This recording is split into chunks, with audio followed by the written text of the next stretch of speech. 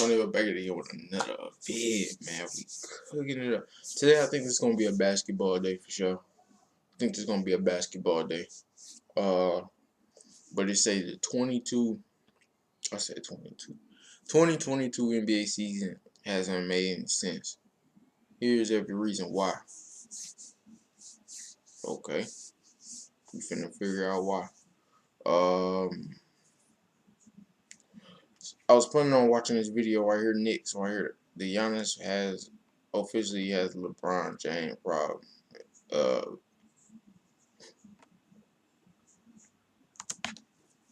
And no, I'm not that. Oh shit! No volume.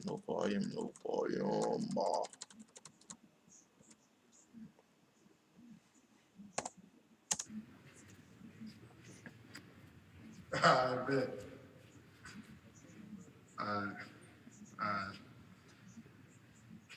I'm a warrior.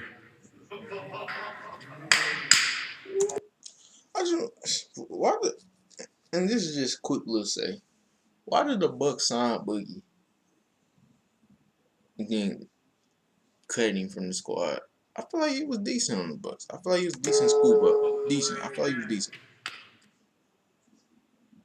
4 years ago, we got the news that DeMarcus Cousins was officially joining the Golden State Warriors. And at that time, we all came to the conclusion, parity in the NBA is officially over.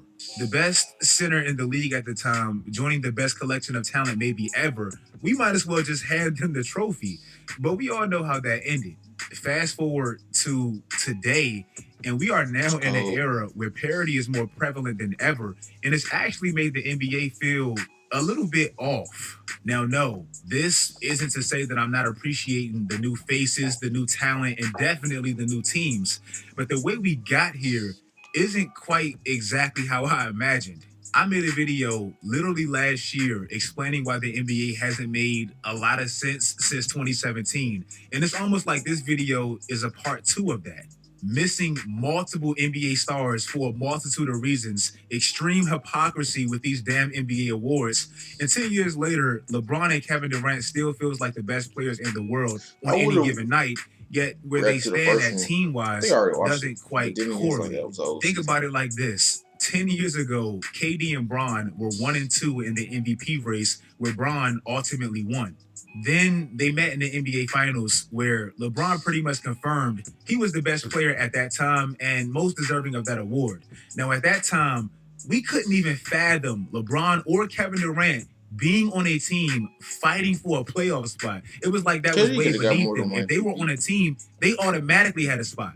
But now, if you look at them today with elevated numbers in all-time type of performances, these two find themselves in almost identical, unfamiliar territory standing-wise. Also, the irony of it, I consider these two the two best players of the 2010s, and they both had pretty dramatic NBA divorces. Kyrie Irving left LeBron in 2017 after just winning a championship the year prior, and Kevin Durant left Russell Westbrook in 2016 after blowing a 3-1 lead. That was crazy. Now, when these that two thing find happened, that shit was themselves crazy. switching That was partners crazy. where That was both crazy. has been problematic for their team. KD got up out of there. I'm like, yo. Kyrie Irving's shot He went to the status awards. I'm like, missing the majority of the yo, year, get the fuck up out and of Russell here, bro. Westbrook's shot status missing the majority of the year. He's been better as of late, but it may be too late. This stuff is actually getting hard to keep up with. And speaking of keeping up, let's have a quick word from today's video sponsor, Keeps. Hair loss is a massive thing Westbrook shot that studies say 2 245 out of every threes. 3 guys will experience by the age of 35. The best way to attack a problem such as inevitable as hair loss is to get away in front of it and not wait until you're pretty much all bald. Keeps. They're so advanced in the game that they actually offer with your doctor for this extra shout or everything that I just mentioned. Making sure my attacks finally clear. It's been so damn. It's great. But the damage has finally. The mandate has finally. Oh yeah, shout out lifted, Switch Out, subscribe to the channel. Yeah. But the damage is done to Brooklyn this year. It's been so damn significant, bro. It's crazy. Brooklyn, they pretty much traded James Harden because of it. and they had to roll out two completely different It's teams crazy. afterwards. One where KD gets blitzed at half court and has to shoot like 20 contested shots a night, and the other one where Kyrie Irving is dropping 60, 43, KD, and actually helping Kevin Durant. they be This is all because tired, of a man. rule that pretty much Seen a never little clip really of made him much getting hurt sense, yesterday. I hope and he now good, has though. Brooklyn in a I playing think game ready he'll to be good. ruin all of Miami's hard-ass work. Also, after a while, the hypocrisy of the mandate is what started to make everyone scratch their heads. Like, of course, at first we all called Kyrie selfish, which it quite literally was a selfish decision. But eventually, as we dove deeper into the rule, it literally never made sense, and it was always pointless. Kyrie is considered a New York worker, so he had to be vaxxed to play in his own building. Yet other unvaxxed players, coaches, and fans, they can still be on the court and play a whole series despite their status. It just felt like one of those That shit didn't make no sense at all. that everybody knew never made sense. Let's continue They knew that shit with didn't some make sense. NBA stuff, and let's talk about the hypocrisy with these damn NBA awards. I don't even Man, know he just what the stood for what he criteria believed in. of the What's MVP wrong with award that? is anymore. Like, I have no clue. It's almost Now like look Russell at when he back Westbrook was a glitch in the Matrix, and he completely broke the system, and it hasn't recovered since. That's just how it feels. History would tell you we used to reward the best player on the best team. Not saying they always won the MVP, but they were at least in the top 2, top 3, top 4, top 5, simply off their team's winning status alone.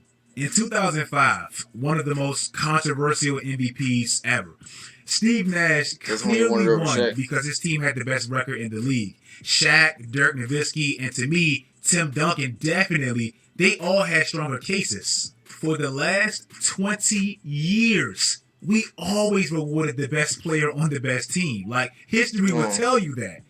So somebody tell me why in the hell is Devin Booker not anywhere near the MVP conversation?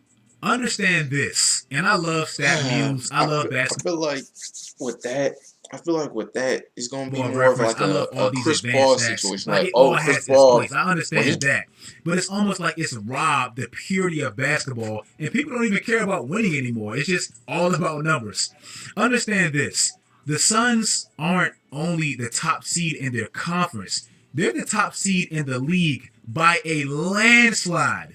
If the Suns win tonight, It's one of those things where it's like, cause you gotta think about it. CP came to the team, right? So when CP came, let's say CP never came, like that whole first year he didn't come either. The Suns wouldn't be first place. They wouldn't I don't know. People still look at them as a irrelevant team, but when CP came, he made them better. Went to the finals that year. It's like, okay, try it again, do the same. Well, they ain't in the finals, but like they clearly in the playoffs, and it's like, okay. Even when CP went out, they still was hooping, still in first. Yeah, but it's like, still it's Chris Paul though. It's still Chris Paul, and I seen some. Oh, that's for another vid. and get 60 wins. I'm making this video Thursday morning. If they win tonight, do you know they are almost on a 67 win pace, and they will be 11 games up on the closest second? Do you know that gap will be the This video largest came out 2 win margin years ago. gap since the 99-2000 Lakers? Let me ask y'all a question. Who won the MVP that year? Shaq. Didn't we say that was the one year that Shaq should have been the first unanimous MVP before Stephen Curry? So if he got that recognition, why can't Devin Booker at least be in the top 3, top 4, top 5? I don't know. They just change opinions now and then, man. It's the same no more. Rise up to save the galaxy in LEGO Star Wars. This man still feels like the most underrated player in the league to me. He wasn't even an all-star starter. And speaking of that, let's get to the person that that was actually crazy. was above him that we all knew had no business being at. Now, no, I'm not one to pounce on Wiggins. I actually like Andrew Wiggins. Oh, but Wiggins cool. we all But knew that starter was though. BS. The 3 front court starter system in the NBA All-Star game, that is just completely outdated anyway, especially since a 2 and a 3, they're pretty much interchangeable now. Positions, they don't even really exist anymore.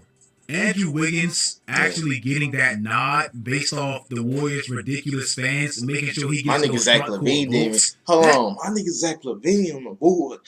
You gotta remember, this is the time I think we were still like probably first place in the standings, bro. And DeRozan started, which is cool. I believe DeRozan did start, which is cool. But Zach LaVine couldn't start, really? Like, I understand he ain't a point guard, but you know what I'm saying? Our team was way higher than Trae Young. And no hate to Trae Young. But their team was low down in the standings, bro.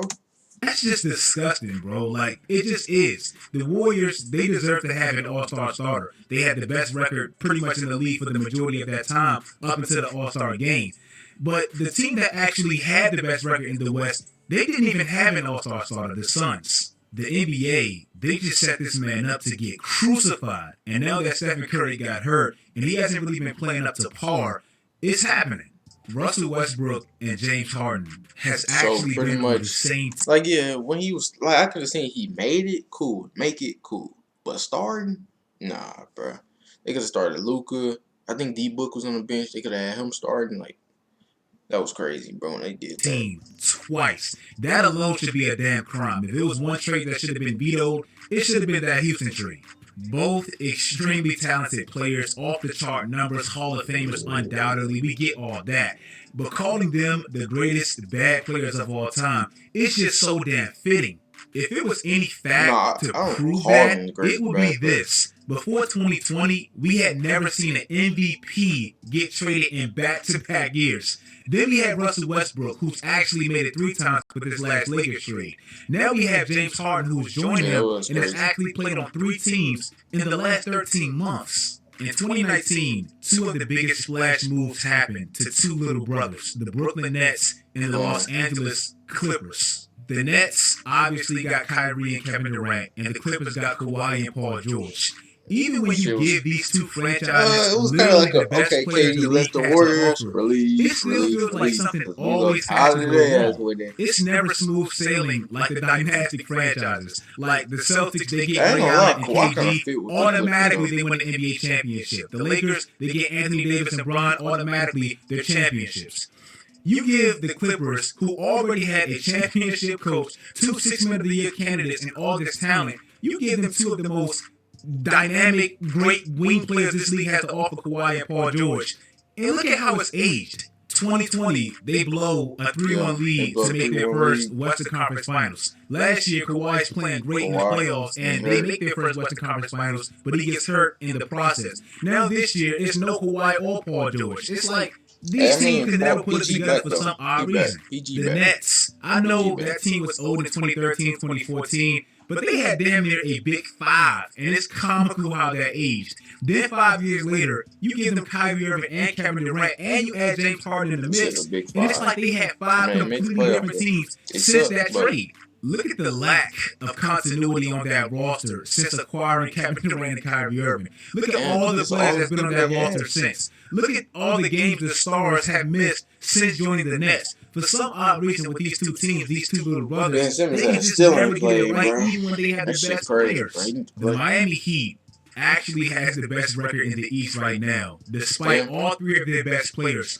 all missing at least 17 games. This isn't even counting Victor Oladipo's status or Markieff Morris' status. And they've won all these games despite the fact that they've had like 16 different starting lineups since the beginning of the year. Like, all this, and their reward can very well be Kyrie Irving and Kevin Durant in the first round. Put like, them Celtics that's out. tough. We beat them Lastly, niggas first look round. at the NBA All-Stars. I want to say 4-0, but I'll give now them look that. at how many games these players have missed in comparisons this season. I'm saying This 4-0, doesn't but even include Anthony Davis, who actually made it last year but couldn't play because of injury, MPJ, or Jamal Murray, who has all-star potential. It's like this year, it's kind of been a completely different league. We all used to complain about parity in the NBA, and it was a legitimate frustration. But now with all these injuries and all these moving pieces, we have it. We just probably didn't expect it to look like this. If you guys like this video, make sure you guys like this video. Make sure you guys turn on post notifications because no, it's tough to see the Lakers. Both the Lakers and the Nets supposed to be the NBA Finals team, and look at both of their records. Shit. Let's look up the NBA schedule. We could do that. That'd be cool. Before we get up out of here, I want to see something. Cause last game this time, So it's like, you know what I'm saying? Yeah, see, the Lakers won the game finally, but they're still out the playoffs, so it's like points. All right. Okay. Let me check this real quick. I don't know who's gonna win this game. Is Embiid playing well? Is MVP? Oh, he got 28. Yeah, he balling. Yeah. Who else played today? It's the last game of the season, by the way. One for the neighbor and ours, yeah. Let me see.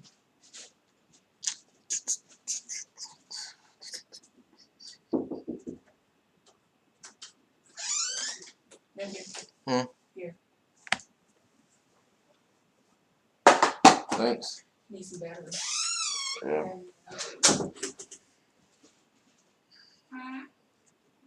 But yeah.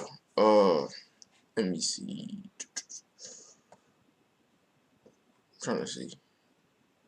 So Tuesday is the Clippers last game? Unless it's a play-in game. Unless it's a play-in. I'm trying to see when we play. We play our last tomorrow. Okay. Then okay, Nuggets play Lakers. They gonna beat them. Joel Embiid balling so far. He in 4th place. Jokic is in 6. Okay. Okay. Okay.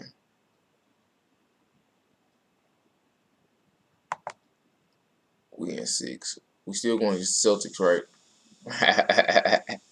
Yeah, we gonna beat them niggas. We beating them niggas. We beating them 4-0. Alright. I'm getting up out of here. Like, comment, subscribe. Catch you on this video. I'm out.